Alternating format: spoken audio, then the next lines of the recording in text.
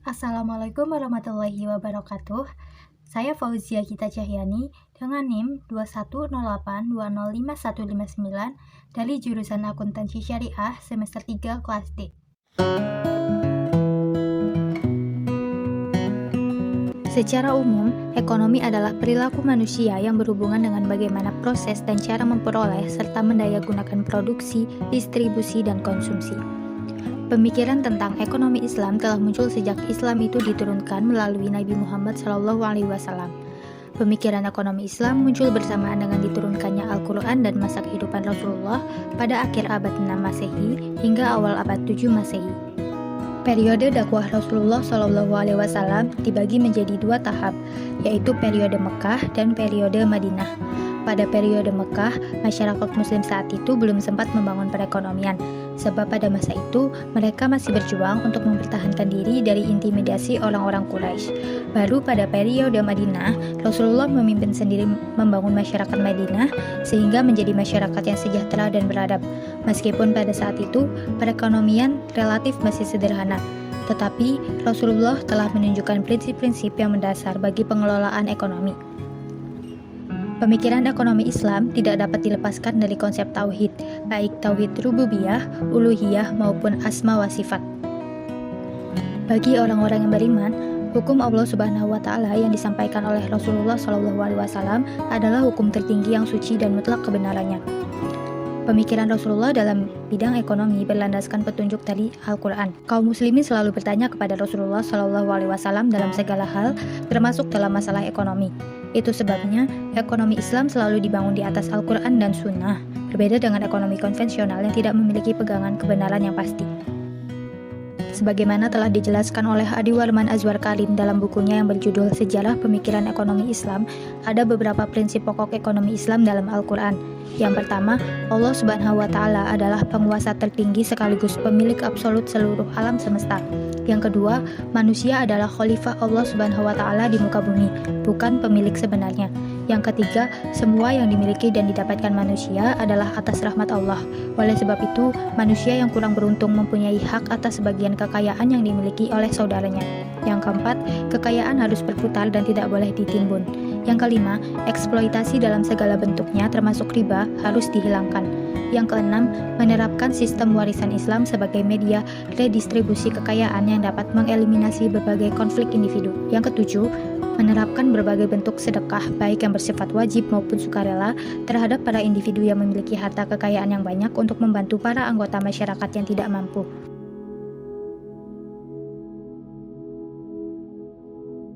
Sektoril adalah salah satu ciri khas dari sistem ekonomi Islam. Dalam ekonomi Islam, sektor keuangan adalah sektor yang harus selalu terikat dengan sektoril. Berbeda dengan sistem ekonomi konvensional yang tidak mengharuskan keterkaitan antar kedua sektor tersebut, di mana sektor keuangan dapat dijalankan tanpa keterlibatan dari sektoril. Sehingga, kemudian, hal tersebut menjadi pemicu terjadinya krisis keuangan dalam sistem ekonomi konvensional. Ada 3 kebijakan yang dibuat oleh Rasulullah SAW saat di Madinah. Yang pertama adalah membangun masjid, yang kedua mempersatukan kaum muhajirin dan kaum ansor, dan yang ketiga membangun pasar. Kebijakan pertama yang dilakukan adalah membangun masjid. Masjid adalah bangunan terpenting bagi umat Islam karena masjid adalah tempat sholat, di mana sholat adalah ibadah bagi setiap muslim. Tujuan dari pendirian masjid ini bukan hanya berfungsi sebagai tempat ibadah semata, tetapi juga sebagai tempat pendidikan bagi kaum muslimin untuk menerima ilmu-ilmu Islam. Masjid juga berfungsi sebagai balai pertemuan, tempat berdiskusi, dan tempat untuk mempersatukan kabilah-kabilah. Selain itu juga, Rasulullah SAW menjadikan masjid sebagai tempat untuk mengatur segala urusan dan sebagai gedung parlemen untuk bermusyawarah dan menjalankan sistem pemerintahan. Dengan beragamnya fungsi masjid tersebut, Rasulullah SAW berhasil untuk menghindari pengeluaran yang terlalu besar dalam pembangunan infrastruktur bagi negara Madinah yang baru saja terbentuk. Kebijakan kedua yang dilakukan adalah Rasulullah mempersatukan kaum muhajirin dan kaum ansor agar dapat saling membantu satu sama lain, dan juga memperbaiki serta menghindari dampak negatif di kemudian hari, sehingga tidak ada perpecahan yang terjadi antara dua kaum tersebut. Kebijakan ketiga adalah membuat pasar milik umat Islam. Pada saat itu, pusat perekonomian terdapat di pasar yang dikuasai oleh para pedagang Yahudi. dan dalam pasar tersebut banyak terjadi praktik kecurangan dan riba. Dalam pengelolaan pasar di Madinah yang dibangun oleh Rasulullah menerapkan peraturan dan kebijakan strategis. Yang pertama, menentukan lokasi pasar yang strategis dengan memilih lokasi di pinggir kota Madinah untuk memudahkan pedagang untuk menyuplai barang. Yang kedua, barang siapa datang ke pasar terlebih dahulu, maka dia yang berhak menempati lapak tersebut, sehingga seseorang dilarang untuk membuat lapak khusus di pasar.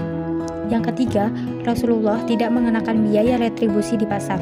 Yang keempat, mendorong para pedagang untuk melakukan impor dan ekspor komoditas.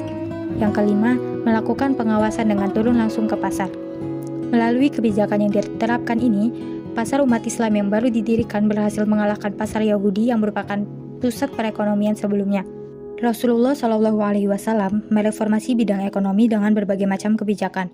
Pada saat itu, kondisi ekonomi dalam keadaan nol, di mana kas negara kosong, kondisi geografis tidak menguntungkan, dan aktivitas ekonomi berjalan secara tradisional.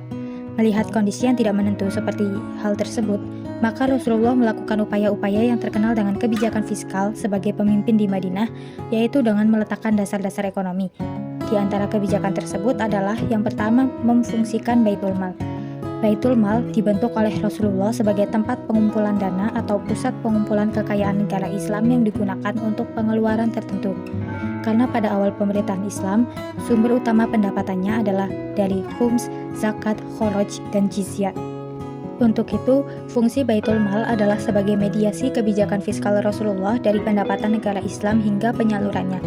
Tidak sampai lama, harta yang mengendap di dalam Baitul Mal ketika mendapatkannya, maka langsung disalurkan kepada yang berhak menerimanya, yaitu kepada Rasul dan kerabatnya, prajurit, petugas Baitul Mal, dan fakir miskin.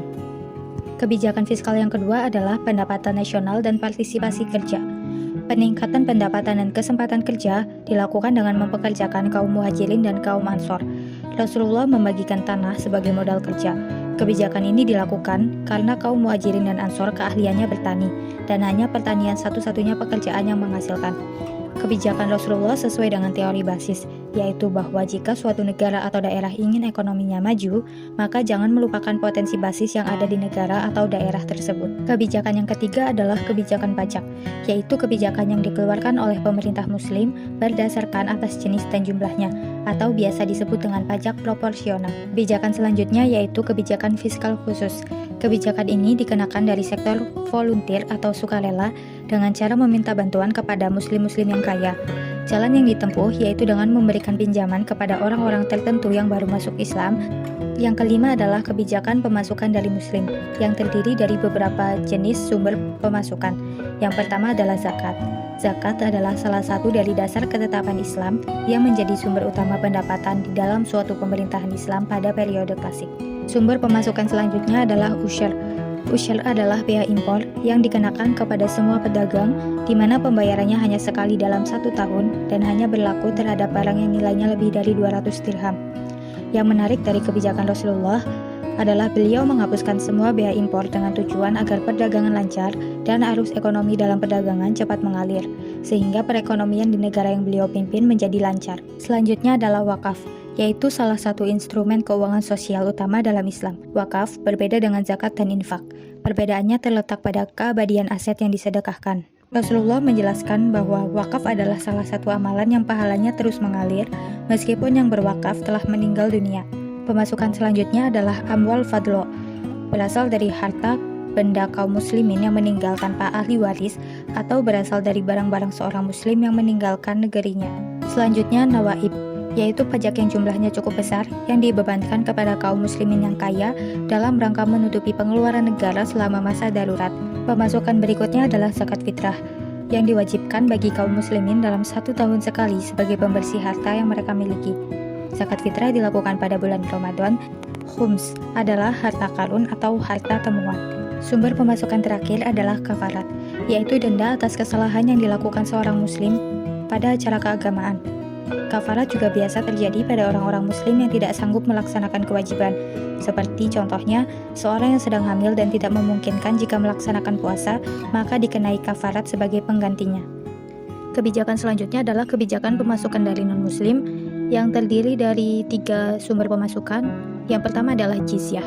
Jizyah adalah pajak yang dibayarkan oleh orang non-muslim sebagai jaminan perlindungan jiwa, properti, ibadah, dan bebas dari nilai-nilai serta tidak wajib militer.